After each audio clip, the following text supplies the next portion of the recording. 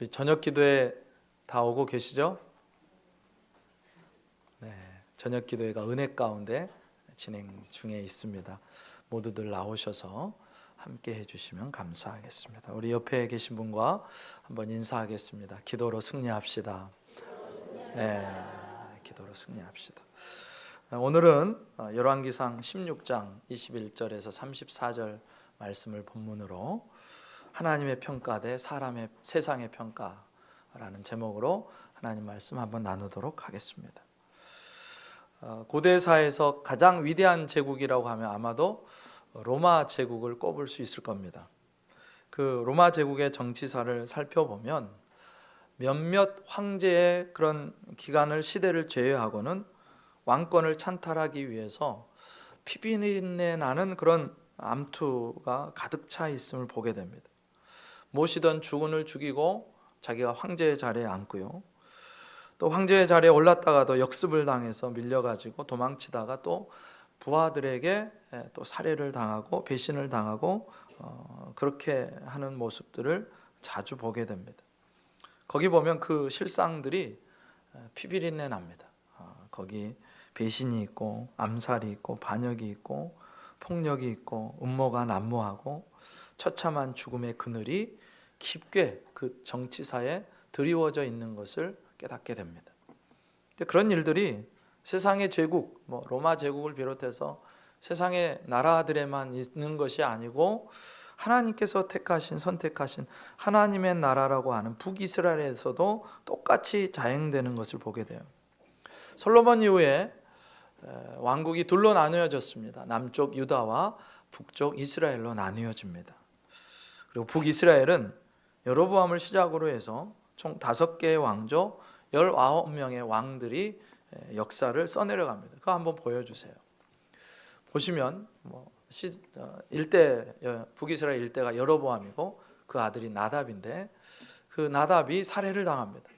모반을 일으켜서 바하사가 다시 왕조를 창건하고요. 그 다음 그 아들 엘라, 그 다음에 또 모반을 당해서 시므리에게 죽고, 또 시므리 같은 경우는 일주일간 7일 천하를 누리다가 또 스스로 자결해서 죽고, 그 다음에 오므리 시대가 열리고, 이런 식으로 해서 총 하나 둘 셋 넷 다섯 여섯 일곱 8번의 모반이 있었고요. 19명의 왕들이 북이스라엘 역사를 장식을 합니다. 근데 이 여로보암이 죽고 나서 한 26년여 동안 총 3번의 모반이 있었고요. 권력 다툼과 배신과 암살과 음모가 엄청나게 잔인하게 일어나게 되는 것을 보게 돼요. 이 역사 속에서 가장 짧게 통치했던 왕이 아까 보았던 시므리라는 왕인데 7일 천하입니다. 일주일간 다스리고 이제 죽는데, 그 후에 오므리를 필두로 하는 오므리 왕조가 북이스라엘 역사 속에 문을 활짝 열게 됩니다. 오늘은 그 오므리 왕조를 연 오므리와 그의 아들 아합 왕, 이 두 사람에 대한 기록을 살펴보면서 함께 하나님께서 우리에게 도대체 무슨 말씀을 하시고 싶으신지 알아보면서 은혜를 나누도록 하겠습니다. 시므리가 7일 천하했던 그 시므리가 엘라를 암살하고 디르사에서 7일 동안 북이스라엘의 왕좌에 앉습니다. 그런데 당시에 군부를 둘로 나눠서 한 편은 시므리가 가지고 있었고 다른 한 편은 오므리가 가지고 있었습니다. 이름도 비슷한데 시므리, 오므리. 근데 시므리가 왕권을 잡았다는 이야기를 듣고 오므리가 가만히 있지 않고 블레셋과 싸우던 그 전장터에서 군대를 물려가지고 지금 수도 디르사로 와가지고 성읍을 에워쌉니다. 오므리가 봤을 때는 지금 계속해서 전쟁에 나가고 전투하고 했던 그 오므리의 군사들이 자기가 거느린 병력과는 싸움이 되지 않을 것 같고 내가 수세에 있다, 밀리고 있다, 그래서 이 장소를 지켜내기가 힘들겠다 싶어서 결국 이 시므리가 자기의 왕궁에 불을 지르고 거기에서 그만 자결을 하고 맙니다. 일주일 만에 그렇게 왕좌에서 내려오게 돼요. 그렇게 일주일간 7일 천하로 끝이 나는데 그 다음에 오므리가 곧바로 왕 위를 앉을 줄 알았더니 그 안에 또 내전이 일어나는 거예요. 디분이라는 새로운 지도자를 왕으로 세우려는 백성들이 일어나 가지고 오므리의 세력과 팽팽하게 왕위를 놓고 내전을 벌이게 되는데 21절에 이렇게 나옵니다. 그때 이스라엘 백성이 둘로 나뉘어 그 절반은 기낫의 아들 디브니를 따라 그를 왕으로 삼으려 하고 그 절반은 오므리를 따랐더니, 이게 바로 그 말입니다. 근데 이 북이스라엘에서 내전은요 최소한 약 14,000년 동안 계속된 것 같아요. 시므리가 자살을 한 것이 남유다의 아사 왕 27년째였고요. 오므리가 왕위에 오른 것이 유다 왕 아사 왕 31년째였으니까 만으로 하면 약 4년, 그리고 횟수로 하면 약 5년 동안 이스라엘, 북이스라엘 내에 내전이 있었습니다. 그러니까 힘겨운 싸움을 했고, 그리고 마침내 그 내전에서 오므리가 승리하고 명실상부 북이스라엘의 왕좌에 오르게 됩니다. 그렇게 왕좌에 오른 오므리가 한 일이 있는데 수도를 천도한 사건이에요. 오늘 본문 24절에 이렇게 나옵니다. 그가 은 2달란트로 세멜에게서 사마리아 산을 사고 그 산 위에 성읍을 건축하고 그 건축한 성읍 이름을 그 산 주인이었던 세멜의 이름을 따라 사마리아라 일컬었더라, 이렇게 나옵니다. 여러분 사마리아 많이 들어보셨죠? 북이스라엘의 수도 사마리아가 이렇게 만들어집니다. 근데 이 사마리아는 에스드렐론 평야의 주요 상업 도로들이 내려다 보이고요, 아주 전략적이고 중심적인 곳에 위치해 있었다고 그럽니다. 뿐만 아니라 해발 고도가 높았고, 그래서 산이었기 때문에 방어하기가 용이했고요, 사통팔달 길이 잘 뚫려 있어서 상업 상인들이, 그리고 무역 상인들이 쉽게 접근할 수 있는 곳이었습니다.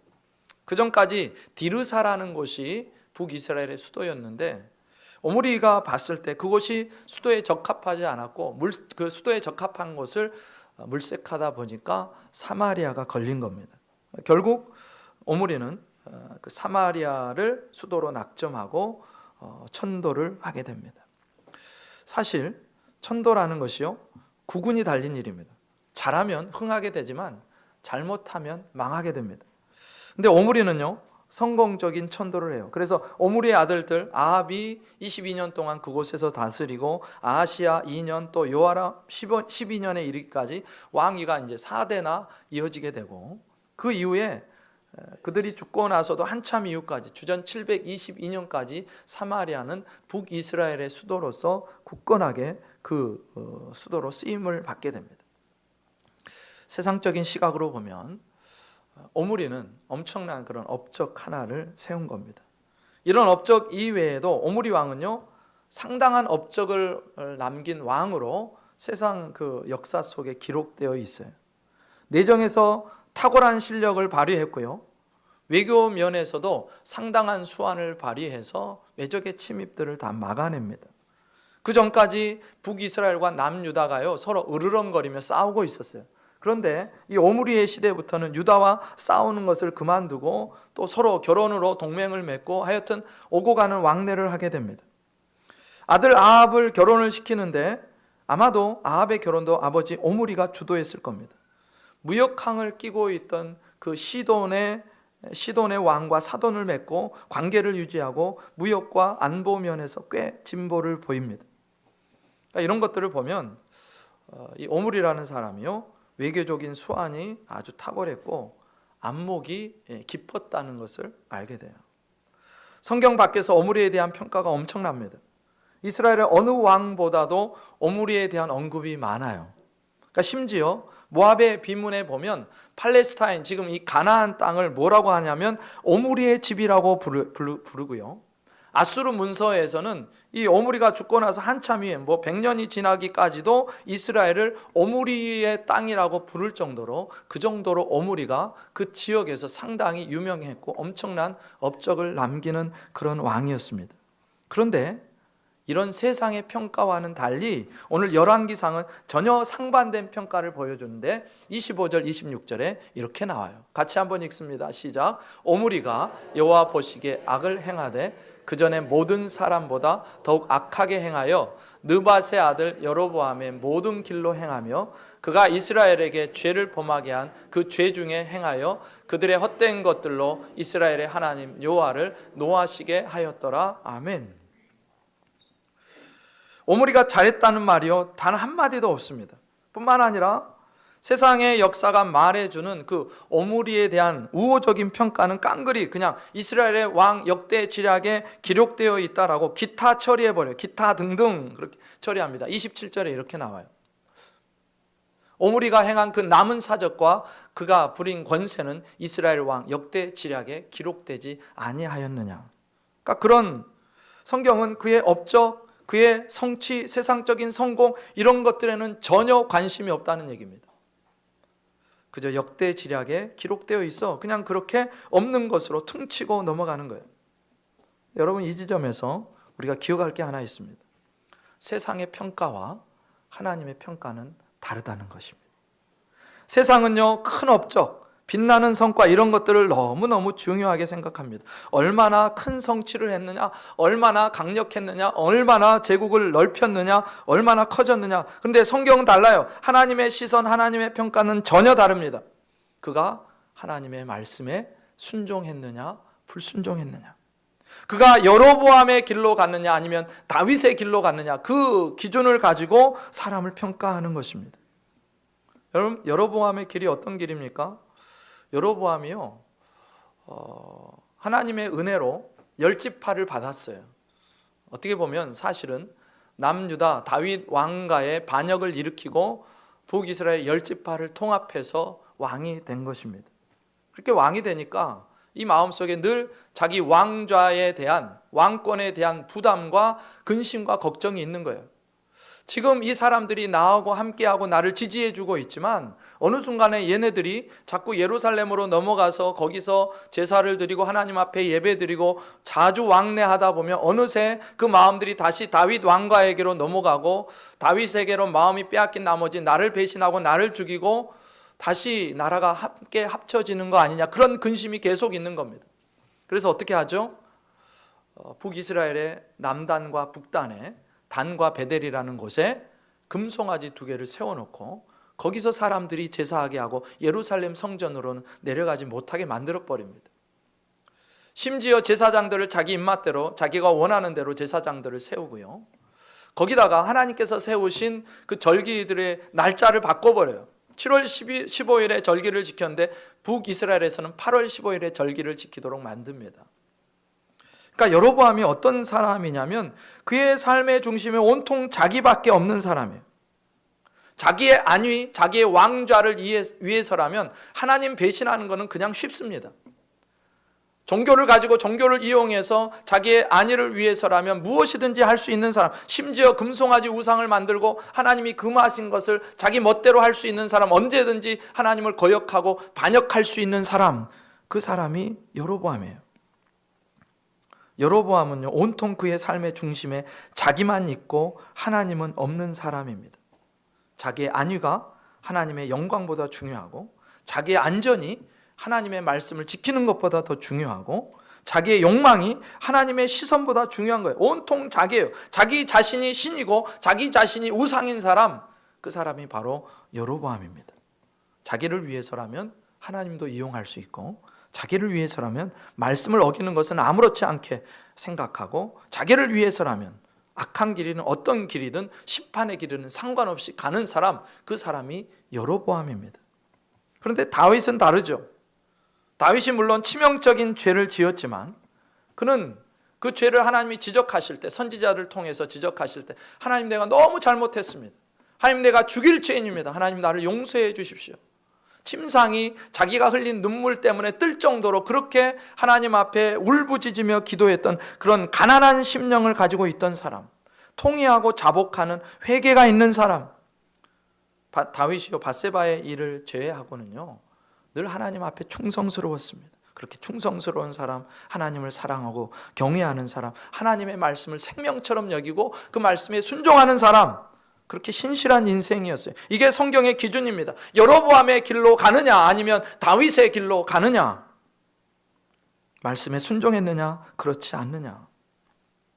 여러분, 세상은요 사람의 속내에 관심이 있는 것 같고 있는 것 같지만 제대로 그 속내를 알 수도 없을 뿐더러 어떤 큰 업적과 성취가 나타나면 그 업적과 성취 뒤에 그 속내를 다 미화시키고 가려버리고 위장하는 것이 세상입니다. 드러나는 업적, 드러나는 성취, 드러나는 숫자와 규모, 크기, 온통 그런 것들만 따지고 중요하게 생각해요. 근데 실상 하나님 없는 이들의 업적과 성취와 성공들을 보면 다 자기를 위한 거예요. 겉으로는 잘 포장하죠. 인류의 공영을 위해서, 우리 공동체의 이익을 위해서, 어려운 이웃들을 위해서. 그러나 하나님 없는 사람들의 중심은 하나님이 그 안에 없기 때문에 자기가 왕이 된 사람이고 그 모든 행동의 발로에는 다 자기만 있는 거예요. 결국 모두가 다 여로보암의 길을 가는 것입니다. 그럼 세상이 볼 때 오므리는요 엄청난 왕이었어요. 대단한 왕, 칭송받을 만한 왕, 이름난 유명한 왕, 위세가 대단한 왕, 쿠데타로 어지러운 나라를 질서를 안정시킨 왕, 수도를 성공적으로 천도하고요 북이스라엘 역사에서 아주 중요한 위치를 선점한 오므리 왕조를 창건한 사람이고 탁월한 외교 정책을 통해서 나라의 안위를 지켜냈던 왕. 세상의 평가는 그런데 하나님의 평가는 달라요. 하나님의 시선은 다르더라는 것입니다. 그가 아무리 세상적으로 뛰어나도 그의 길은 여로보암의 뒤를 쫓는 길이었고 악한 길이었고 결국 심판받는 길이었습니다. 그러므로 우리도 우리 자신을 볼 때 세상의 평가 기준이 아니라 하나님의 평가 기준으로 나를 자꾸 되돌아봐야 되는 거예요. 나는 지금 오므리가 그랬던 것처럼 여로보암의 길을 가고 있는가, 아니면 하나님의 말씀을 사랑하고 생명처럼 여기고 하나님 앞에 늘 그 가난한 심령을 가지고 있던 다윗의 길을 가고 있는가? 나만 중요하고 나를 위해서라면 하나님도 이용할 수 있고 종교도 이용할 수 있고 나를 위해서라면 어떤 것도 다 희생시킬 수 있는 나는 그런 우상 숭배자인가? 아니면 하나님의 말씀을 내 생명처럼 알고 말씀을 순종하는 사람인가? 그것이 우리 잣대여야 한다는 것입니다. 그 다음에 오므리를 바라보면서 드는 생각이 있는데, 그가 왕위에 오르는 과정은 비록 순탄하지는 않았어요. 약 4년 동안 내전을 거쳤으니까 얼마나 힘겨운 시간을 보냈겠습니까? 그런데 그의 인생 뒤로 보면 승승장구해요. 결국 오므리는요 북이스라엘 역사에서 주목할 만한 왕조의 시조가 되고 세상에서는 호평을 받습니다. 칭찬을 받습니다. 유명해집니다. 그런데 이상하죠? 열왕기 기자는 그를 향해서 악하다, 여로보암의 길로 행했다, 하나님을 노하시게 했다, 그렇게 말하면서 이상한 것은 그에게 심판이 없더라는 거예요. 그의 인생에 심판이 없어요. 악하기로 소문났는데, 하나님을 지금 진노하게 하시고 있는데, 하나님이 지금 잔뜩 벼르고 있는데, 그런데 그에 대해는 계속해서 승승장구하고 좋은 일만 일어나고 어려운 일은 없고 고속도로가 그 앞에 뚫린 것 같아요. 심지어 죽을 때도 별일이 없이 죽습니다. 그래서 이 오므리를 보면서 우리가 생각해야 될 게 있어요. 내가 지금 나한테 별일이 일어나지 않고 세상적인 시각으로 보면 승승장구하고 있고 성공하고 있는데 그런 삶을 살고 있다고 해서 내가 지금 하나님 앞에 제대로 살고 있느냐? 그것은 또 다른 문제라는 거예요. 내 지금 삶이 보여주는 그 모습이요, 내가 하나님 앞에 잘 살고 있음을 보여주는 바로미터가 될 수 없다는 것입니다. 너무 안심하지 말라는 거예요. 내 삶이 괜찮아요. 심판도 없어요. 남이 볼 때 아주 그런 편안하고 좋은 삶을 사는 것 같아요. 내 삶이 그런데 그 과정 속에서 내 삶이 옳다고 착각하면 안 된다는 것입니다. 그런 우리를 범하지 않기 위해서는 우리는 늘 내가 지금 하나님 앞에 바로 서 있는지, 내가 말씀 앞에 정직하게 살아가고 있는지, 내가 지금 여로보암의 길인지 다윗의 길인지 그 둘 중에 어떤 길을 걷고 있는지를 잘 유심히 살펴봐야 한다는 거예요. 뿐만 아니라 그렇게 하나님을 떠나 있으면서도 승승장구하는 것 같고 잘 되는 것 같은, 그 형통한 것 같은 삶을 보면서 부러워하거나 스스로 자괴감에 빠지지 말 것을 성경은 동시에 우리에게 말씀합니다. 저 사람은 예수도 안 믿는데, 저 사람은 하나님과 아무 관계가 없는데, 그런데 나보다 훨씬 사회 속에서 보면 이름이 있고 영향력이 있고 잘 나가는 것 같고 승승장구하는 것 같을 때 그 사람에 대해서 부러워하지 말라는 거예요. 여러분 시편 37편 1절부터 3절에 이렇게 말씀하세요. 악을 행하는 자들 때문에 불평하지 말며 불의를 행하는 자들을 시기하지 말지어다. 그들은 풀과 같이 속히 배임을 당할 것이며 푸른 채소같이 쇠잔할 것이미로다. 우리가 왜 불평하지 말아야 되고 왜 시기하지 말아야 되느냐, 왜 하나님 앞에 그 일을 가지고 불평하지 말아야 되느냐, 그들은 분명 푸른 채소같이 쇠잔할 것이기 때문입니다. 그 다음 3절에 여호와를 의뢰하고 선을 행하라.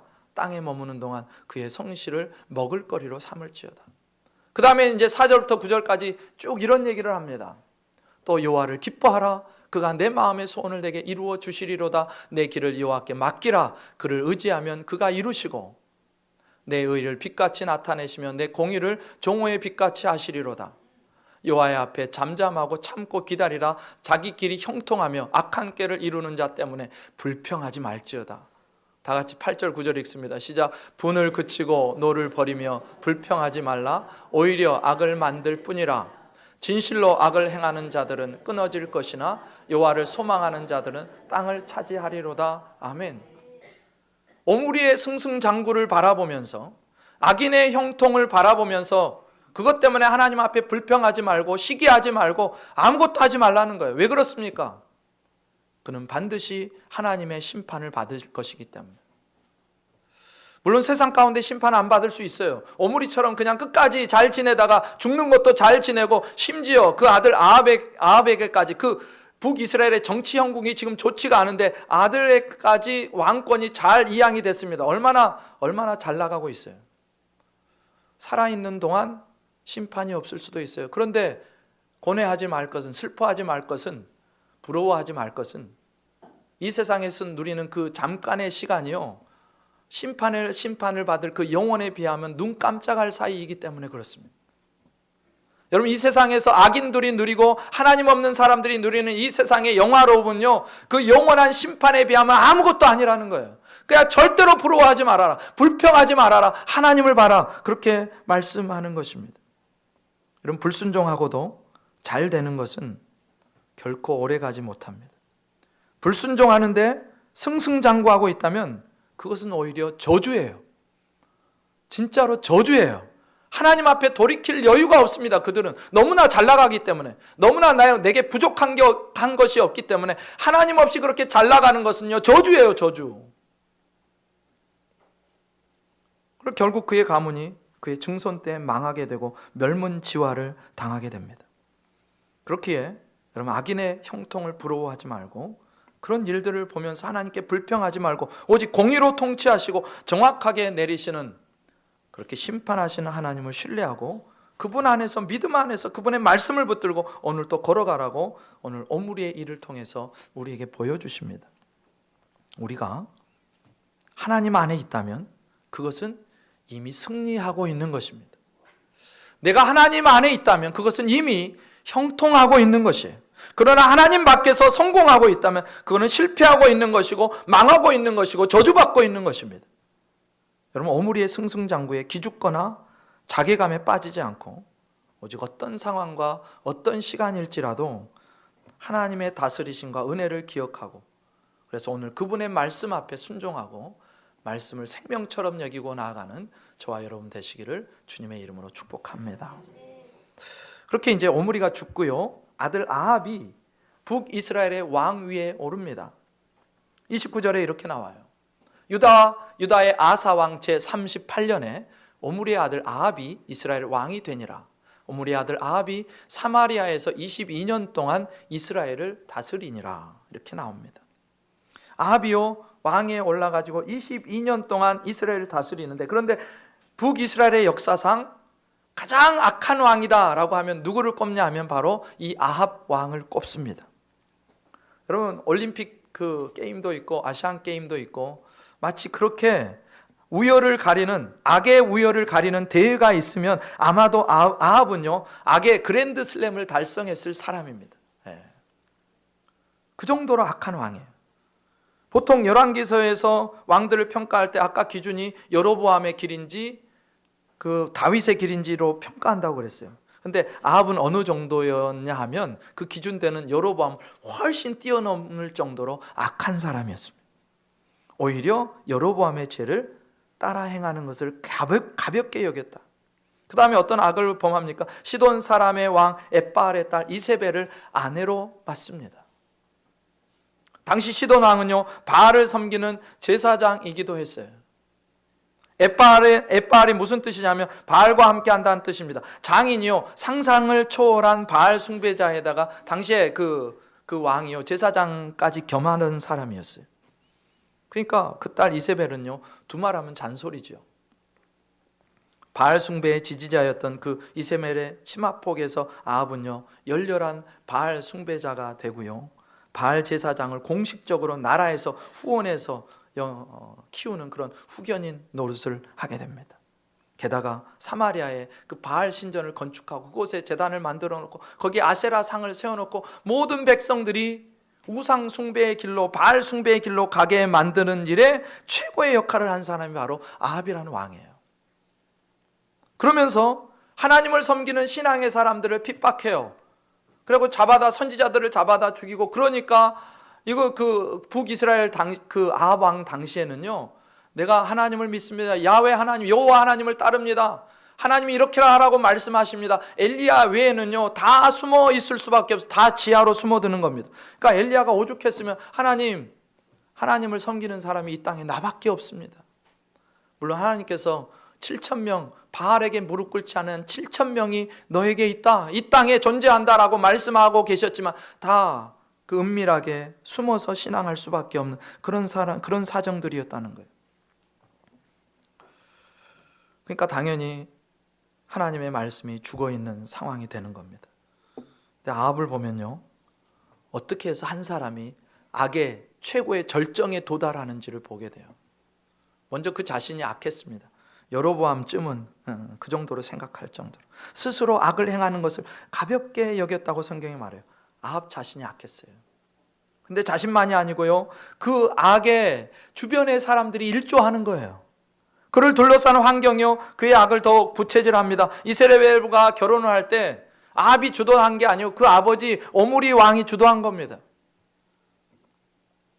사돈과의 외교를 공고히 하기 위해서 시돈과의 외교를 공고히 하기 위해서 그 아버지 오므리가 진행한 결혼이에요. 오므리의 악과 그의 잘못된 결정이 자식 아합의 악을 더해 주는 거예요. 거기다 아내로 들어온 이세벨 있잖아요. 아합의 악에 결정적인 역할을 합니다. 바알과 아세라 숭배에 미쳐있던 이세벨이 아합을 조종하고 아합을 유혹해서 결국 바알 숭배에 푹 젖어들게 만들어요. 이렇게 보면 아합은요 스스로도 악했지만 자기 자신의 문제도 컸지만 그를 둘러싼 인물과 환경이 그의 악을 더욱 도드라지게 하고 더욱 부채질했다는 거예요. 그러니까 한 사람이요 믿음으로 서고 하나님의 사람, 신앙의 사람으로 세워지는 일이 얼마나 어렵고 얼마나 큰 주변에 도움이 있어야 되는지를 이 아합의 모습을 통해서 보게 됩니다. 이 시대가요 아합의 시대만큼 악해진 시대입니다. 어둡습니다. 음란합니다. 온통 자기가 다 주인이잖아요. 자기 마음대로 다 하잖아요. 하나님은 없잖아요. 자기 중심으로 다 삽니다. 그러니 다 여로보암의 죄악의 길에 서 있고 여로보암의 죄악을 가볍게 여기는 시대를 우리가 살고 있어요. 아합의 시대와 마찬가지의 시대. 그런데 이런 시대에 우리의 자녀들을 어떻게 신실한 하나님의 사람으로 세워갈 수 있는가? 결국 문제는 자기 자신이지만 그럼에도 불구하고 그 자녀들이 신앙으로 자라게 하기 위해서 그 배경과 울타리와 환경의 역할을 해야 되는 우리들이 하나님을 경외하고 하나님을 사랑하고 하나님의 말씀을 생명처럼 여기고 그 과정 속에서 믿음이 자라나도록 곁에서 도와줘야 되는 역할이 얼마나 크다는 것을 이 아합의 주변부의 사람들을 통해서 우리가 깨닫게 되는 것입니다. 아합이라는 괴물은요 자기만 악해서가 아니고 그를 둘러싼 모든 것들이 다 악했기 때문에 북이스라엘의 악의 절정을 도달한 그 악에 잠기게 된 그런 사람이 된 것입니다. 결국 아합의 시대는 하나님의 말씀이 희귀한 시대가 되었고 말씀이 무시당한 시대가 됩니다. 오늘 본문 그 결과를 한 사건을 통해서 우리에게 분명하게 보여줍니다. 34절에 이렇게 나와요. 우리 같이 한번 읽겠습니다. 시작.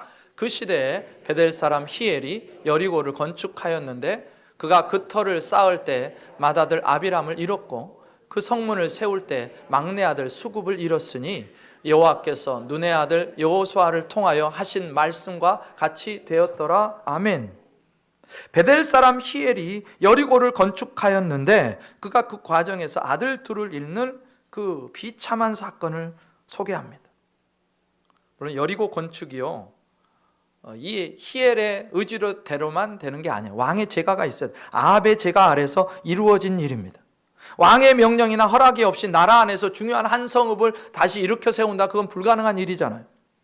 아합 왕이 어떤 목적을 갖고 여리고 성을 재건하도록 히엘이라는 사람에게 명을 내렸다는 거예요. 그런데 하나님의 말씀이 희귀하고 말씀이 자기 부모에게서 자식으로 전달되지 않고 여호와 신앙, 하나님 신앙이 다 지금 지하로 다 숨어버렸기 때문에 하나님의 말씀이 여리고를 향한 하나님의 말씀이 제대로 전달이 안 된 것이 분명한 것 같고 아합도 히엘도 모르고 있었던 것이 분명합니다. 그럼 도대체 그 여리고 재건에 대한 어떤 말씀이 있었는가? 여호수아 6장 26절에 보면 이렇게 나옵니다. 여호수아가 그때 맹세하게 하여 이르되 누구든지 일어나서 이 여리고성을 건축하는 자는 여호와 앞에서 저주를 받을 것이라. 그 기초를 쌓을 때에 그의 맏아들을 잃을 것이요 그 문을 세울 때에 그의 막내 아들을 잃으리라 하였더라. 이렇게 나옵니다.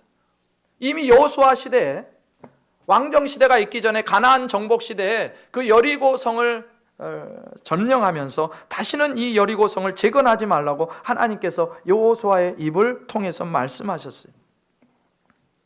여러분, 여호수아가 가나안 정복 전쟁을 수행하는 과정에서 여리고성은요 중요한 상징적인 이유가 있는데 첫 번째 성읍입니다. 가나안을 대표하는 성읍이에요. 근데 그때 하나님이 말도 안 되는 명령을 내리시죠. 여리고성을 계속 말없이 돌라는 거였어요. 하루에 한 바퀴씩 월요일, 화요일, 수요일 그렇게 돕니다. 그리고 마지막 날, 7번째 날 7바퀴를 돌게 하고 소리를 지르게 만들어요. 아니, 이게 무슨 황당한 일입니까?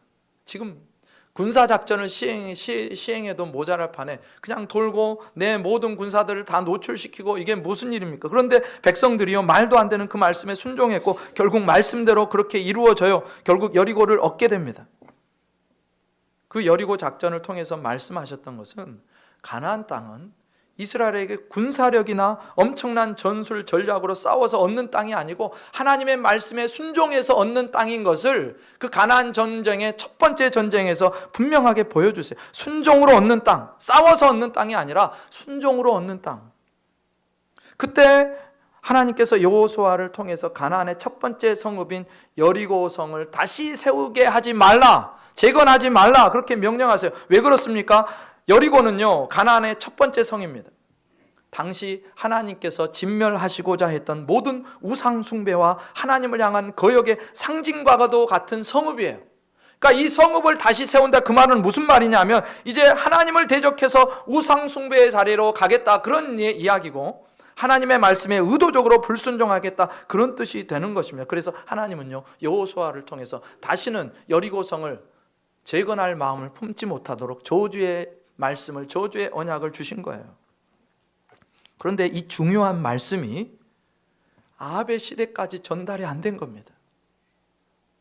부모가 자녀에게 그 말씀을 가르치는 말씀의 전달자가 되고 말씀의 증인 역할을 하고, 그래서 그 부모가 자녀에게, 그 자녀는 또 자녀에게, 자녀는 또 자녀에게 전달해서 하나님의 말씀이 오늘 내 삶의 기준이 되고 실제가 되고 그렇게 말씀이 생명처럼 여겨지는 시대를 살아내야 했었는데, 그런데 아합의 시대에는 그런 게 전혀 없었다는 거예요. 말씀이 희귀한 시대가 됐습니다. 결국 아합의 시대에 여리고성을 재건하려던 히엘은 터를 쌓을 때 그 저주대로 맏아들을 잃게 되고, 그리고 마지막 문짝을, 성문을 달 때 막내 아들을 잃게 됩니다. 아니, 모르고 그랬는데 하나님의 말씀을 모르고 그랬는데 그래도 죽이시는 것은 너무한 거 아닙니까? 그런데 말씀을 알았든지 몰랐든지 하나님의 말씀은요, 그대로 역사 속에서 실제가 됩니다. 내가 몰랐다고, 내가 하나님을 몰랐다고, 혹은 내가 하나님의 금지의 명령을 듣지 못했다고, 저주의 약속을 듣지 못했다고 해서 핑계할 수 없다는 거예요. 왜 그런지 아세요? 말씀이 희귀하게 된 것이, 부모에게서 자녀로 전수되어야 하는 것이 안 된 것이 다 아합 왕의 탓이고 백성들의 잘못이었기 때문에 그렇습니다. 너희 누누이 강조하세요. 신명기 말씀을 통해서 이 말씀을 그 아비는 자녀에게 부지런히 가르쳐라. 부지런히 가르쳐라. 자녀들이 잊어먹지 않도록 해라. 하나님을 섬기고 말씀을 사랑하고 말씀에 순종하라고 누누이 강조하셨고, 그런데 그 하나님의 말씀을 전할 책임이 있는 자들이 그 책임을 방기했고, 아합 왕은 그 하나님의 사람들을 다 죽였고, 그리고 하나님을 사랑하는 사람들이 지하로 숨어들게 만들었고, 그래서 하나님의 말씀이 희귀하게 만들었고, 하나님이 꼭 반드시 알고 있어야 되고 들어야 되는 말씀을 듣지 못한 것은 그래서 하나님 탓이 아니고 그들 자신의 탓이었다는 거예요. 그래서 우리는요, 어떤 상황, 어떤 사건, 어떤 일에 있어서건 몰랐습니다. 그러는 줄 몰랐습니다.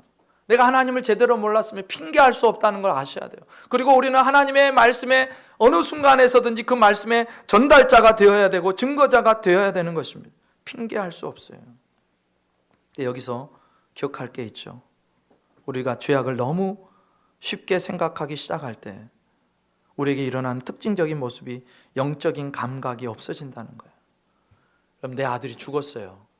그러면 여러분 같으면 어떻게 하시겠습니까? 아니, 다른 일은 다 몰라요. 영적인 일도 몰라요. 내 아들이 죽었어요. 그러면 이게 뭔가 있나 보다 하고 멈춰야 되지 않겠어요? 그런데 그런 일들을 보여주셔도 아들의 죽음을 통해서 말씀하시고 계시는 대로 영적으로 죽어있고 죄악에 깊이 빠져있고 우상숭배에 빠져있다 보니까 하나님의 말씀에 대해서 죽어있으니까 이게 무슨 의미인지를 알아먹지를 못하는 거예요. 그래서 계속해서 고집을 부리죠. 계속해서 완악하죠. 불순종하죠. 공사를 끝까지 합니다. 그리고 결국 막내 아들을 잃습니다. 여러분, 인간의 죄가 얼마나 끈질기고 얼마나 지독한지, 죄가 우리의 영을 얼마나 어둡게 만들고 분별력을 떨어뜨리는지를 보여주는 장면이에요. 그럼 어떻게 해야 될까요? 우리가 이 어둡고 음란한 시대를, 악한 시대를 살아갈수록 우리는 다시 하나님의 말씀 앞으로 더 가까이 나와야 돼요. 하나님의 말씀이 실제가 되기 때문에, 하나님의 말씀은 1.1획도 오차 없이 반드시 이루어지고 성취될 것이기 때문에, 하나님의 말씀이 우리의 생명이기 때문에 시대가 악해지고 혼탁해지고 내 눈이 가려져 있고 영적으로 어두운 시대일수록 우리는 하나님의 말씀 앞으로 계속해서 다가가야 된다는 것입니다. 그래서 말씀에 순종하는 것이 살 길이고, 우리 자녀들도 마찬가지예요. 그 말씀을 사랑하고 말씀을 묵상하는 그런 사람들로, 순종하는 사람들로 자녀를 기르는 것, 그게 우리 자녀들을 사랑하는 최고의 방법입니다. 여러분, 아합의 최고의 악이라면 온 백성들이 우상 숭배의 자리로 가게 만들면서 동시에 생명이 되는 그 하나님의 말씀 씨를 말려버렸어요. 여러분, 한번 따라하겠습니다. 말씀에 붙어 있어야 삽니다. 말씀에 붙어 있어야 삽니다. 아멘입니까? 예. 여러분 잘 알고 계시는 유명한 이야기 있죠. 뛰는 놈 위에 나는 놈이 있어요. 근데 그 나는 놈 위에 누가 있어요? 붙어 다니는 놈이 있습니다. 당할 수가 없어요. 아무리 빨리 날아도요, 붙어 다니다가 팍 뛰면 1등 하는 거예요. 걔가 붙어 다니는 애가.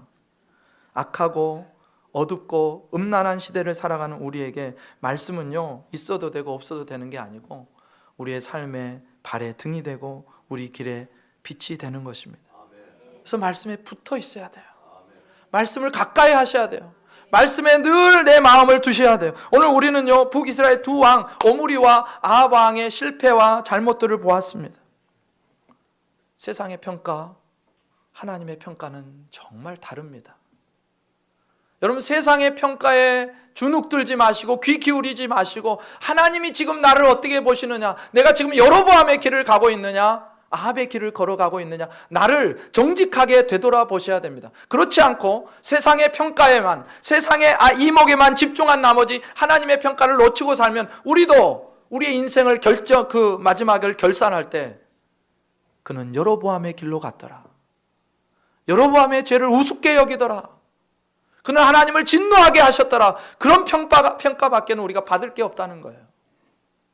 뿐만 아니라 아합의 삶을 보면서 한 사람과 그를 둘러싼 환경이 얼마나 한 인간을 악하게 만들 수 있는지, 그래서 우리는 좋은 선한 울타리가 되어야 되고 좋은 환경이 되어 주셔야 됩니다. 우리 자녀들에게. 뿐만 아니라 그렇게 좋은 울타리, 좋은 환경이 되는 것은 말씀으로 가능한 거예요. 말씀으로.